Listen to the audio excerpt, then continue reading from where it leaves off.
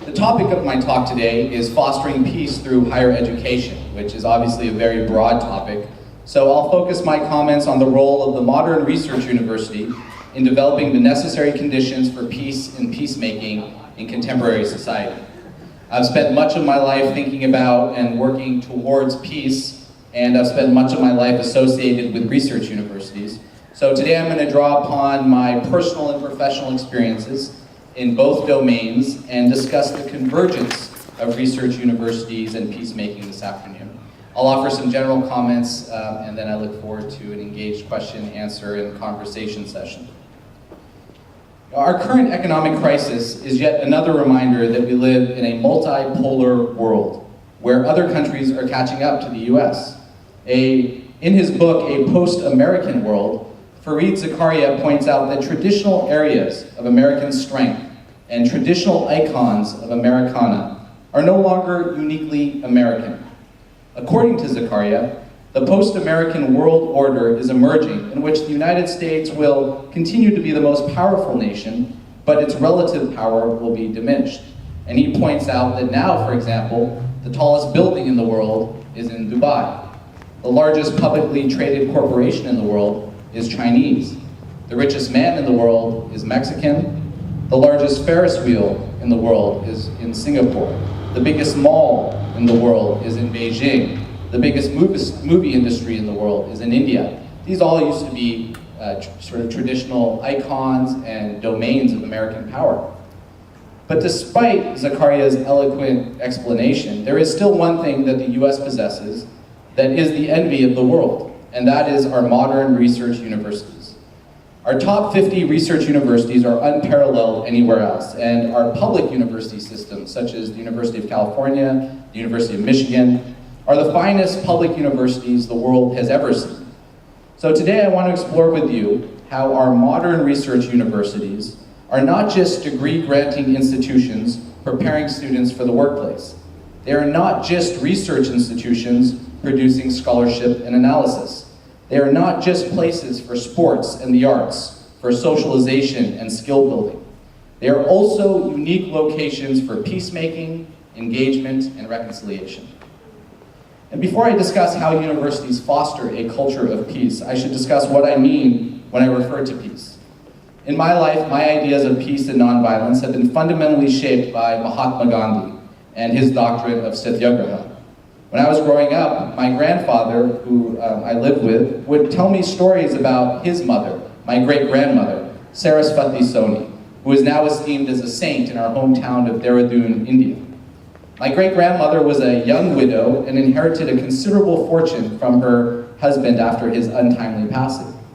And instead of living a life of aristocratic opulence, she spent her fortune establishing a home for abused women and orphans, which was a radical move in 1930s India, and really a radical move in today's India. As a testimony to her stature in her community, that home still exists today and still serves women and children. She then spent the remainder of her life struggling and serving as an Indian freedom fighter. One of her closest friends was Kasturba Gandhi, who was Mahatma Gandhi's wife. And my great-grandmother spent years of her life in jail with the Gandhis and other members of the nationalist movement. She was respected and revered by the Congress Party's senior leadership to the point where Prime Minister Nehru would touch her feet and call her mother whenever he saw her. So my grandfather grew up amidst the excitement and turbulence of the Indian nationalist movement and transmitted the core Gandhian values to me at a young age. And my wife, who grew up in South Africa, near Gandhi's Phoenix settlement in South Africa, my wife is fifth-generation South African, was also told stories about her great-great-grandparents who worked with Gandhi in South Africa when he was developing Satyagraha near Durban. In fact, when I first met my wife, we were on vacation in Rio, blame it on Rio, it was a conversation about Gandhi that actually brought us together. And when I was hired as Dean of Religious Life at USC 2 years ago, I became the first Hindu in US history to be the chief religious or spiritual leader of an American university. All of my colleagues around the country are Protestant or are ordained Protestant ministers. I'm a non-ordained Hindu attorney. It's a very different model, an unusual choice perhaps. And I was discussing this phenomenon with my friend, the Reverend Dr. Michael Battle, who had been ordained by Reverend Desmond Tutu in South Africa. And he said to me, the reason I got this job was because Christians love Hindu attorneys, as many Christians believe Gandhi, a Hindu attorney, was the embodiment of Jesus' love your enemy teaching. So I now realize I have Gandhi to thank for my job as well as for my wife.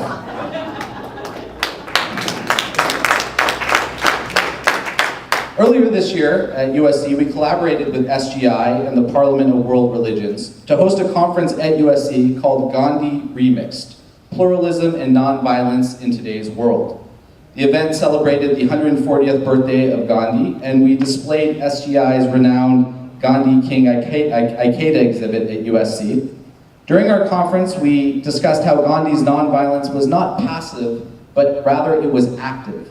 Satyagraha is not peace, but rather it is the path to peace. In this context, peace is not just the absence of violence, but rather the presence of stability, transparency, and equality. So for me, peace is not static, but rather a dynamic state that creates the conditions for social justice. For many, war is inevitable, with peace being an unlikely alternative. But for Gandhi, peace was inevitable, with war being an unwarranted and unwanted deterrent. So those who conscientiously place themselves in a Gandhian lineage, those courageous leaders such as Martin Luther King, His Holiness the Dalai Lama, Cesar Chavez, Aung San Suu Kyi, Dr. Arya Ratne, they also conceptualize peace as proactive as opposed to reactive, as the presence of justice as opposed to the absence of violence. One would think that growing up in a family with a Gandhian connection would be inspiring and uplifting for me, but the truth of the matter is that when I was growing up, my family's expectations were a tremendous stress and burden. Having family members who were part of the Indian freedom struggles, who went to jail with Gandhi, who selflessly served and sacrificed in the name of social justice, is a powerful family legacy, but it put intense pressure on me at a young age to live up to their achievements. How could I serve as other members of my family did?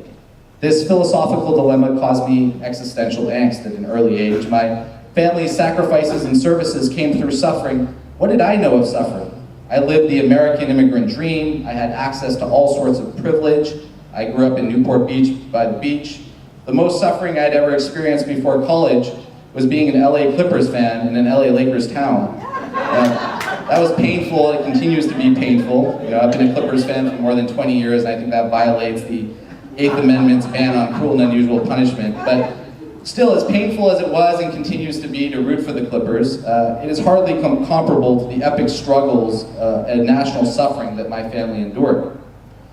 Eventually in my life, I found that the best way for me to serve others, for me to cultivate a culture of peace, and for me to continue my family's legacy of nonviolence and social justice was through the modern research university. Throughout my life, I've spent significant time in the university system. My undergraduate degree in religion is from Tufts University, my master's in theological studies from Harvard Divinity School, MA in religious studies from UCSB, my law degree from UCLA, Ph.D. from the University of Cape Town.